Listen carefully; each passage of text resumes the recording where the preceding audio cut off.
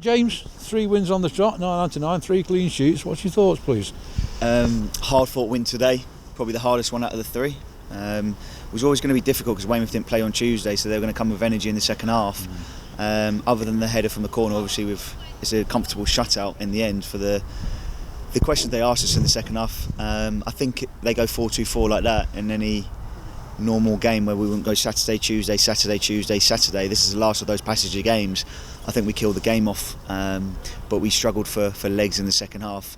But we dealt with most of their threat, really. So Weymouth brought everything you fully expected them to bring on the pitch? Yeah, they did, yeah. I think first half could have been more. Obviously, good save onto the post, a couple of other good saves, a couple of scrambles. We eventually got the goal. But, you know, I'm really pleased to bounce back, not just one game, 3 games on the bounce. You're forcing into an early change. Any problems with Oz? Yeah, he's got a slight hamstring. We think it's neural though, so it's not going to be a big problem for us. And that's the nature of it. We're picking up a few muscle injuries because of the intensity we want to play at, and we're obviously teaching them to play at that intensity as well. We're going to, pick up these slight injuries, and that is a slight injury, not a major injury, which is fortunate. Yeah, Joseph came on and played in a very unfamiliar position, left side. How do you think Joseph did? Yeah, he was strong. Other than the last header where he's got to head it and not let it bounce, other than that he was strong. Great passage on his first phase where he got it on the left peg and dropped it into the front. I thought he did that all game really well.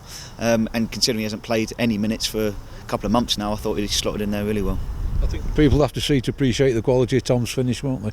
Yeah, it's a great finish. Yeah, it's from the other side. Solihull was a similar one where its second phase comes across and finishes it in the other corner.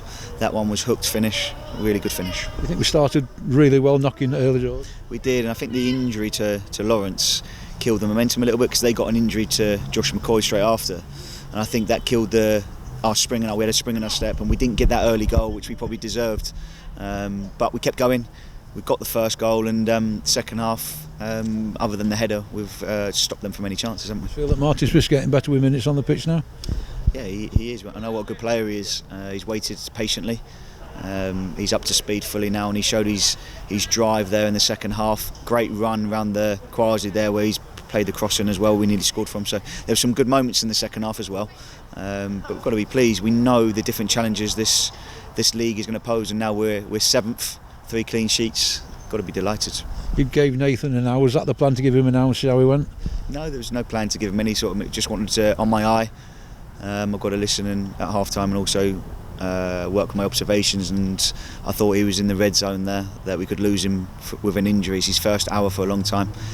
Led the line really well with Quasi. Showed danger, but he had to come off them. We talk about results and players after a game. You came in Weymouth away, we were 3rd bottom, we won 2-1. We're now Weymouth at home, we're in the playoff spot. From your point of view, how do you feel? From a personal point of view, it's been a journey, hasn't it? It has, but it's only just begun. Yeah. So I'm excited about what the future is. What I won't do is rest on my laurels, and we'll be working harder on Monday, ready for Friday, because it's relenting, this level. And the different challenges, like I keep saying, different teams pose different challenges. Second half Aldershot, it surprised me the way they played, hooking everything in, asking us on our last line. Previous games they haven't played like that, so we've got to realise we're in good form, and other teams are going to have a bigger game plan and try and play with different variations to try and break us down, because another clean sheet, 3 on the bounce. I mean, I don't know when the last time we did that, but that's a remarkable feat. Just there's no game this Tuesday. Is that a bonus to get people a few knocks cleared up now, or would you rather keep the momentum going? No, we target a certain amount of points on this group of games. We've exceeded them points. We've exceeded those points, and now we get a little bit of a rest. You're quite right, but when we train with an intensity. James, now that you're in the playoffs, does it change anything from your point of view? No, because where you are on May the 29th, we've just got to carry on doing what we're doing. Keep drip feeding that information from the staff into the players about how we want to train. I think we can be better in and around the final third, in and around the box with our forward runs and our final little pass. I think it breaks down too much there at the moment. But it's a learning. We're getting in there. We've got a lot of final third entries and penalty area entries again today, and we should be scoring more than 1 goal. Is it a nice feeling to get into that top 7 though? Yes, it's a nice feeling. I think in the press conference yesterday I said, if you're in the top 7, it signifies that you're on the right journey. But there's no point being in the top 7 now and then dropping out in the last game of the season. We've got to make sure we secure that playoff place as early as possible if we can. That's the target. And then, okay, then where are we? What can we do after that? No Jack Clark today. Did he not quite make it then in the end? He didn't know, but again, it's similar to Loza. It's not a hamstring pull, it's more neural.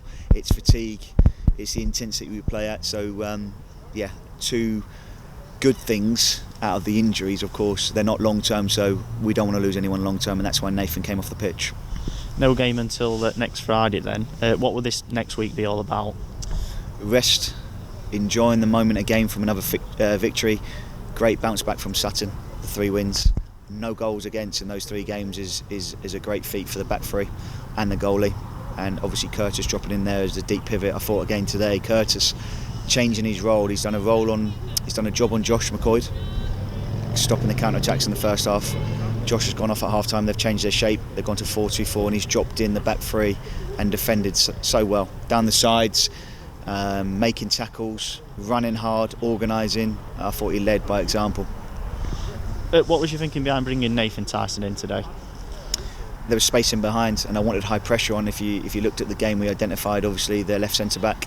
They were playing out to him, and we were recovering the ball time and time again, and they were wide open. We just needed to be a little bit better when we sprung off, when we won it back. But the intention was high pressure. He gave us the legs there, and also they try and play a high line as well, and there's space on the transitions like that. When we recovered it, there's space to hurt them with pace, and it worked to a certain degree. We got in their penalty area. We just that final little ball or finish.